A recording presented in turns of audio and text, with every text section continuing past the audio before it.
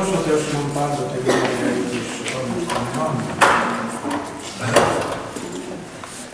Λόγος Κύριος, προκειμένος ευερχόμενος εν ονόματι Κυρίου. Λόγος Κύριος, προκειμένος ευερχόμενος εν ονόματι Κυρίου.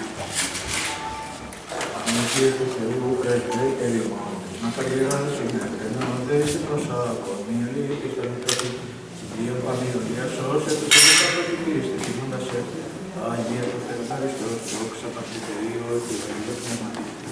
Στους αμνήνας, την Κυράσια Μάχα, το Μασούργο, τον Ιατρό, το Βαγγιταστρίπος,